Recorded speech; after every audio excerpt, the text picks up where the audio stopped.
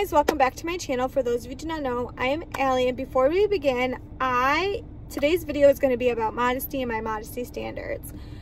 So before we jump in, I just want to make sure that I am saying something, because I feel like there is this connotation with modesty and dressing in modest that has leaked into victim blaming culture and all the things, and I just want to make sure that we're having a conversation about something real quick before I jump into my standards. So I want to be clear. Yes, I am a Christian. Yes, I'm a daughter of God. Yes, I choose to dress modestly. You may not have that conviction, and that is okay, firstly. Secondly, I'm not preachy. I'm really not. I've just been getting this question about my modesty standards, and I want to address it, but I also want to address it in a respectful way to those of you who do not believe in God, okay? Number 2, in no way, shape, or form is this in any way meant to shame anyone for not dressing modestly, number 1. And no, I do not buy into the whole, what was she wearing culture, okay? The victim blaming, all of that.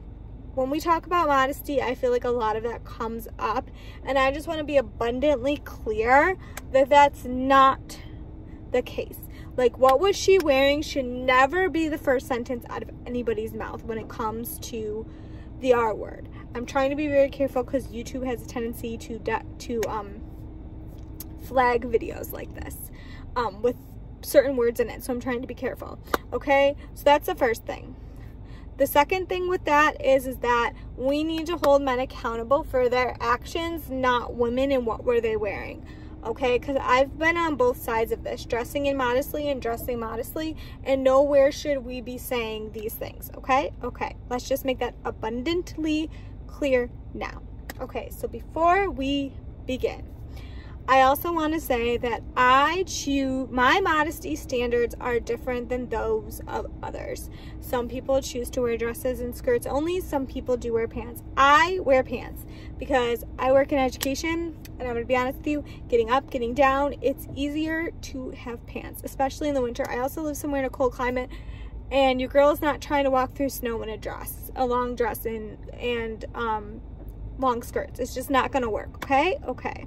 So that is the second thing. So now we're going to talk about my standards. So yes, I do wear tank tops, but I wear stuff that covers the majority of my shoulder. I don't wear anything that's spaghetti strapped. I've never really been into spaghetti strapped. I don't really understand the point of it, but that's number 1. So that's when it comes to tank tops. I pretty much wear short sleeves the majority of the time because I'm more comfortable in short sleeves, because also, again, for work, I can throw a sweater over it if I get cold, or I can take it off. It's a very simple, easy off, easy on, and I don't got to worry about what I'm necessarily wearing. As for dresses, again, I tend to wear ones with more of a sleeve and tend to be short sleeve and have more of a sleeve. As for length of skirts, dresses, and shorts, I tend to follow the 3 fingertip rule we were taught in school. For me, I am 4'11", so stuff on me can be longer. That's how I'm able to get away with a little bit more different styles. The short mini dresses on me are actually not that short because I'm short. The only time I have an issue is if it's maxi, so I tend to stick with midi and mini dresses, but I always try it on. So that's the first. So that's the length when it comes to dresses. Same with shorts. I tend to wear midi and Bermuda because of the fact that, again, I'm short and they fall more closer to my knee, or more of the 3-inch arena. As for pants, okay, let's just yes, I wear pants, okay? So I tend to go for mom jeans, mom shorts, a little bit more than skinny and leggings as of late. I really did have a skinny leg era, but lately, after having a baby, I'm just not. After having a 6-year-old, I have a 6-year-old now, but I had a baby, and I just don't feel 100% comfortable in skinny anymore because they feel super tight in the thigh area, which is really uncomfortable for me as of late, okay? So that's the first disclaimer. But I do have some skinny jeans that I love and that I do wear. So when I wear my skinny jeans, I make sure my butt's covered in like longer layer than what I would normally wear with like my mom jeans. Again, I try to make sure tank tops are covering the majority of my shoulder. So as for bathing suits, so bathing suits are tricky. They're always been tricky for me.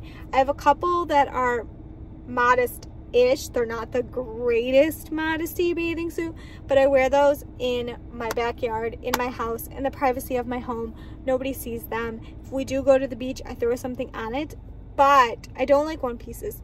But recently I picked up a modest bathing suit from a modest clothing company that's supposed to be really good. I bought a try before you buy so that way I could try it on and see if I like it before I continue to use it.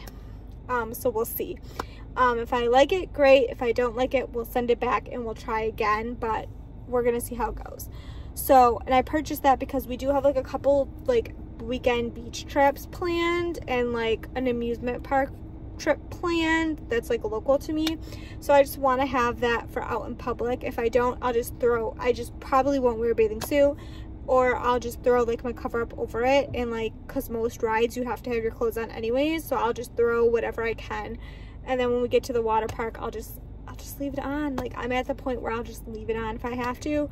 So that is my modesty standards, and thank you for listening if you've listened this long, and I hope this answers some of the questions that I've been getting.